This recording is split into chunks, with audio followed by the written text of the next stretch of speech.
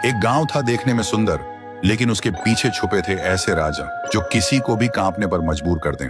उस गांव का नाम था ढोलपुर, जहां के लोग कहते थे कि आधी रात को अगर तुम्हें ढोलक की आवाज सुनाई दे तो समझ लेना कि थुंग थुंग आ गया है। थुंग थुंग कोई आम इंसान नहीं था। उसके चेहरे पर अजीब सी मुस्कान, आंखें बड़ी बड़ी जिन्हें देखकर कोई भी डर जाए, और हाथ में एक पुरानी ढोलक।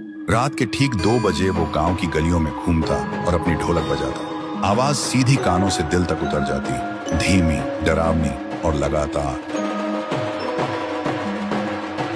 गांव के लोग ढोलक की आवाज सुनकर कांपने लगते, क्योंकि जिस घर के सामने वो रुककर ढोलक बजाता, उस घर के लोग अगले दिन कोई बीमार पड़ जाते या किसी की मौत हो जाती। फिर एक रात गांव का एक लड़का रघु सो रहा था, तभी ढोलक बजने लगी। ढोलक की आवाज से उसकी नींद टूट गई। वो गुस्से से हिम्मत जुटाकर उसके पास गया। रघु ने कहा, कौन हो तुम और क्यों ढोलक बजा रहे हो? वैसे ही ढोलक बजनी बंद हो गई। थुंग थुंग धीरे धीरे मुड़ा। रघु ने देखा उसके चेहरे से सैकड़ों चीखों की आवाज निकल रही थी, लेकिन तभी फिर से ढोलक अपने आप बजने लगी। और उसके बाद से रघु को किसी ने गांव में कभी नहीं देखा। गांव में और भी डर फैल गया। कोई भी रात को 2 बजे बाहर निकलने की हिम्मत नहीं करता था। लोग दरवाजे और खिड़कियां बंद करके सोने लगे, क्योंकि ढोलक की आवाज इतनी डरावनी थी कि पूरा शरीर कांप उठता था। उसी गांव में एक लड़की थी, गौरी। उसका भाई रघु ही था। उसने कसम खाई थी, मैं पता लगाऊंगी कि मेरे भाई को थुंग थुंग कहाँ ले गया।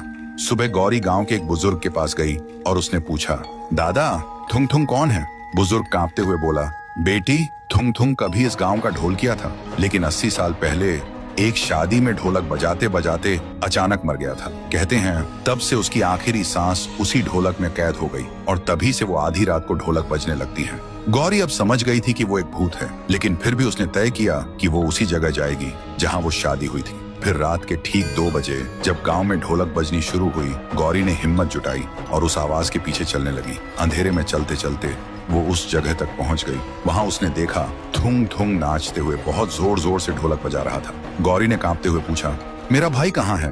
थुंग थुंग अचानक रुका। उसकी आंखें जलने लगी और ढोलक अपने आप बजने लगी। तभी ढोलक के अंदर से एक चीख सुनाई दी। गौरी डर से भागने लगी। तभी एक आवाज आई, दीदी। गौरी रुक गई और पीछे मुड़ी। उसने देखा रघु और थुंग थुंग एक साथ खड़े थे, लेकिन वो अब इंसान नहीं था। उसका चेहरा अजीब और आंखें लाल हो चुकी थी। रघु ने धीरे से कहा, दीदी, अब मैं भी थुंग थुंग का हिस्सा हूँ और अगला नंबर तुम्हारा है। तो दोस्तों, अगर तुम्हें जानना है कि थुंग थुंग क्या सच में अचानक मरा या उसके मरने के पीछे कोई राज छुपा है, अगर जानना है तो वीडियो को लाइक करो, चैनल को सब्सक्राइब करो और कमेंट में लिखो पार्ट 2 चाहिए।